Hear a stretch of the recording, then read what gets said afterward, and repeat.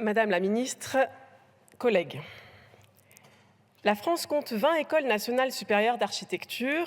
Elles forment nos futurs architectes, nos bâtisseurs de demain, celles et ceux dont dépend l'indispensable adaptation de nos bâtiments aux défis de la bifurcation écologique.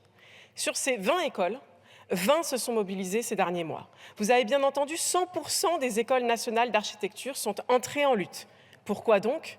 Un manque cruel de moyens matériels et humains, des bâtiments inadaptés, des étudiants et étudiantes qui subissent la précarité en plus des pressions psychologiques de la fameuse charrette, des professeurs exerçant des charges administratives en plus de leur temps d'enseignement, les uns contractuels précaires, les autres au statut d'enseignants-chercheurs mais devant donner plus d'heures de cours que leurs homologues des universités, des postes vacants et des sous-effectifs au lieu et place des créations de postes promises lors de la réforme de 2018. À l'école de Belleville, visitée avec mon collègue Louis Boyard, j'ai rencontré une étudiante vacataire sans contrat de travail, dont les payes sont dérisoires et toujours en retard. À l'école de la Villette, elle aussi dans ma circonscription, il y a carrément de l'amiante et des fuites. À force de mobilisation, ces écoles ont obtenu qu'enfin, on se penche sur leur cas.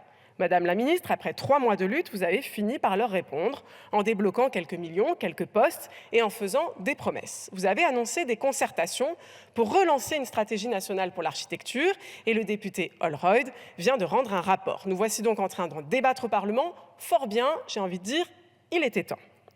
Mais selon le collectif des ENSA en lutte, malheureusement, ce rapport est le fruit d'une concertation partielle. Ni le bureau du Conseil national des enseignants-chercheurs des écoles d'architecture, ni les organisations représentatives, notamment étudiantes, ni les collectifs mobilisés n'auraient été consultés ou suffisamment. Sans surprise, les propositions qui en découlent sont loin de faire l'unanimité chez les premiers concernés.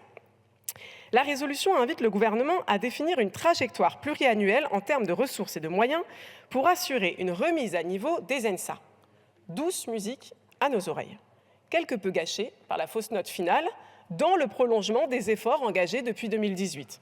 Depuis l'arrivée au pouvoir d'Emmanuel Macron, jamais le budget consacré aux ENSA n'a retrouvé ne serait-ce que le montant alloué dans la loi de finances de 2016.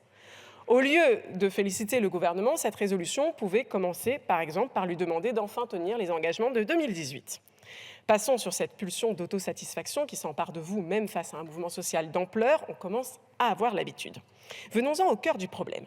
Cette manie de dégainer à tout bout de champ vos recettes libérales qui ont pourtant montré tous leurs méfaits. À bien la lire, en guise de remède, on retrouve dans cette résolution tous les ingrédients de l'empoisonnement d'un service public. On en ferait presque une recette marmiton, gâteau empoisonné façon Macron. Chères écoles, vous prendrez bien un peu de développement de vos ressources propres, agrémenté d'un bonus financier pour celles d'entre vous qui auront bien atteint les objectifs fixés. Alors, quel est l'ingrédient de base de ces ressources propres qui doivent augmenter ? Les frais d'inscription. Collègues, c'est une mauvaise plaisanterie. Les étudiants payent déjà des droits d'entrée supérieurs à ceux des universités, auxquels s'ajoutent des frais de matériel très élevés dont ils se plaignent. Mais ne vous arrêtez pas là, chers ENSA. Prenez donc goût au fonds privé.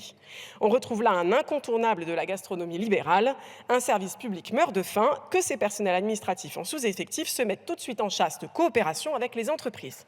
Car au fond, quel problème y aurait-il à remettre la survie de nos formations publiques d'architecture, maillon essentiel de la bifurcation écologique, entre les mains, par exemple, de grosses entreprises polluantes du BTP ? Quant à la fameuse recherche de voies d'économie, elle assaisonne d'un goût amer toutes les mesures proposées, comme l'ajustement des maquettes pédagogiques ou encore l'intégration des ENSA au sein des établissements publics expérimentaux. Il est à craindre que l'objectif de réduction des coûts ne l'emporte sur ceux d'une réflexion qualitative et d'une résolution des inégalités d'accès aux droits, des inégalités de statut aujourd'hui dénoncées. Enfin, collègues, vous ajoutez une cerise sur ce gâteau empoisonné, le renforcement de l'implication des collectivités territoriales. Alors là, ça c'est une provocation. Je ne sais pas si vous avez vu l'état des collectivités territoriales, je ne sais pas si vous avez entendu le cri d'alarme des écoles d'art et de design territoriales, elles aussi en lutte depuis des mois, pour certaines même menacées purement et simplement de disparition du fait justement du désengagement de ces collectivités. Le collectif des ENSA en lutte appelle à voter contre ce texte, ce que fera du coup le groupe de la France Insoumise. Il appelle aussi à reprendre le travail de concertation pour aboutir à des engagements à la hauteur des urgences rencontrées comme du défi écologique qui est face à nous. Alors chiche, collègues, ministres, pour l'architecture comme pour le reste, finissons-en avec les recettes libérales qui sabotent nos services publics et osons l'État stratège qui investit et planifie. Je vous remercie.